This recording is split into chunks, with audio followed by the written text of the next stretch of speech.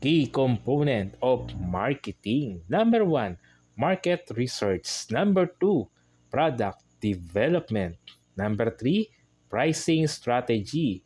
Number 4, distribution channel. 5, promotion. Number 6, brand management.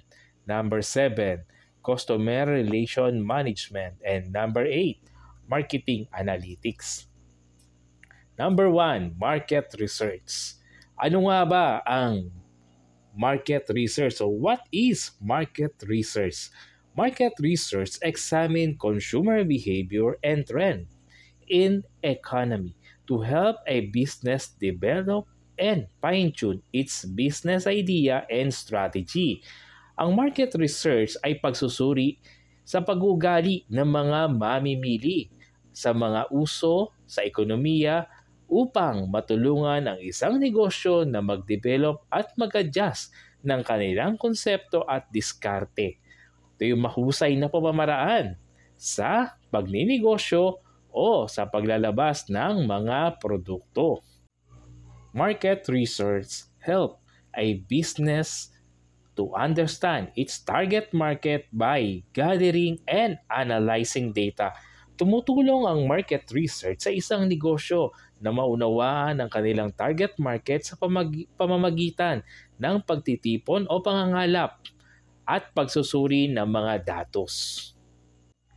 Market research is the process of evaluating the viability of a new service or product through research conducted directly with potential customer. Ang market research ay ang pagsusuri o isang proseso sa pagkakaroon ng kakayahang mabuhay o magtagumpay ang mga inilalabas na serbisyo o produkto sa pamamagitan ng pagsasagawa ng pananaliksik na direkta sa mga potensyal na customer. Market research allow company to define its target market and get opinions and other feedback from consumers about their interest in a product or service. Ang market research ay nagbibigay daan sa isang kumpanya na tukuyin ang kanilang mga target market at makakuha ng opinyon at iba pang feedback, pamumuna, suhestyon mula sa mga mamimili tungkol sa kanilang interes at sa isang produkto o isang serbisyo. Market research may be conducted in-house or by a third party that specialize in market research. Ang market research o pananaliksik sa merkado ay maaaring isagawa sa loob ng kumpanya o sa pamamagitan ng isa o ibang partido na labas sa sakop ng isang kumpanya na espesyalista sa market research. Market research can be done through surveys and focus group, among other ways. Maaaring gawin ang pananaliksik sa merkado sa pamamagitan ng mga survey at focus group sa gitna ng iba pang mga paraan. Test subjects are usually compensated with product samples or small step-in for their time. Karaniwang binabayaran ng mga test subjects sa pamamagitan ng sample na mga produkto o isang maliit na sahod bilang kabayaran sa kanilang oras. Under market research ay narito ang tatlong kategorya. 1. Psychographic profiling. Number 2, neuroscience and behavioral economics. And number 3, big data analytics. Let's talk about psychographic profiling. Beyond demographics, businesses analyze psychographic factors such as values, lifestyle, and personality traits to understand consumer motivation and decision-making process at a deeper level. Psychographic profiling sa pagitan ng mga demographics, sinusuri ng mga nagninegosyo, kumpanya, ang mga psychographic factor tulad ng mga values, lifestyle at personalidad upang maunawaan ang motivation o ang nag-uudyok na bumili ng produkto o serbisyo at proseso ng pagdidesisyon ng mga mamimili sa isang mas malalim na antas. Psychographic is defined as market research or statistic classifying population group according to psychological variables. Ang psychographic ay tinuturing bilang pananaliksik sa merkado o statistika na nag-uuri at nagpapangkat-pangkat ng mga grupo ng populasyon ayon sa mga pangkaisipan o nag-iba-iba o madalas na nagbabago. The term psychographic is derived from the word psychological and demographic. Ang terminong psychographic ay nagmula sa mga salitang pangkaisipan at populasyon sa isang lugar kasama ang edad, kasarian at kita. Here is the two common approaches to psychographic profiling include analysis of consumers. AIO variables stand for activities, interests, and opinions, while VALs stand for values and lifestyle. Dalawang karaniwang paraan ng psychographic profiling ay kinabibilangan ng pagsusuri sa mga activities o gawain, interes at opinion ng mga mamimili. Ito ang tinatawag na AIO variables at sa mga halaga at pamumuhay. Ito naman yung tinatawag na VALs, yung stands for values and lifestyles. Psychological is affecting or arising in the mind related to the mental and emotional state of a person.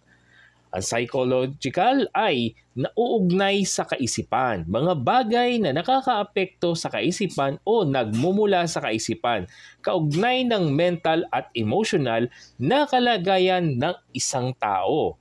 Demographics are the characteristic of population that have been categorized by distinct criteria such as age, gender, and income as a means to study the attributes of a particular group. Ang demographics ay mga katangian ng isang populasyon na inuuri pagsasama-sama ayon sa iba't ibang kriteriya tulad ng edad, kasarian at kita bilang paraan upang pag-aralan ang mga katangian ng isang partikular na grupo. The study of demographic data is essential for businesses, organizations, and governments to make decisions. Ang pag-aaral ng demographic na datos ay mahalaga para sa mga negosyo, organisasyon at pamahalaan upang makagawa ng mga naaayon at napapanahon na desisyon. The second one, neuroscience and behavioral economics, utilizing insights from neuroscience and behavioral economics. Marketers explore subconscious influences on consumer behavior, such as cognitive biases and emotional triggers, to design more persuasive marketing strategies. Ang neuroscience at behavioral economics ay ginagamit ang mga kaalaman mula sa neuroscience at behavioral economics. Tinitignan ng mga marketers ang mga subconscious na impluwensya sa pag-ugali ng mga mamimili tulad ng mga pagbibigay malay at dagdag kaalaman sa mga kinikilingan na kasanayang gawi o asal at emotional trigger o yung pinagmumulan ng dahilan kung bakit ang isang tao ay nagkakaroon ng ganitong emosyon o asal. Yan, upang lumikha ng mas epektibong mga estratehiya sa marketing.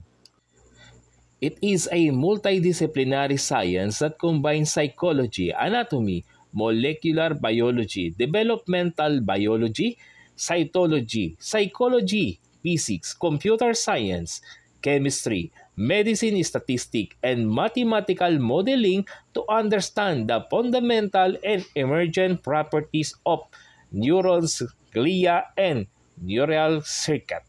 Ito ay isang multidisciplinary na agham na naglalakip ng physiolohiya, anatomy, molecular na biolohiya, developmental biology, cytology, psikolohiya, pisika, computer science, chemistry, medisina, statistika, at pagmumodelo ng mga matematika upang maunawaan ang mga pangunahin at mga umuusbong ng katangian ng mga neurons, glia at neural circuits.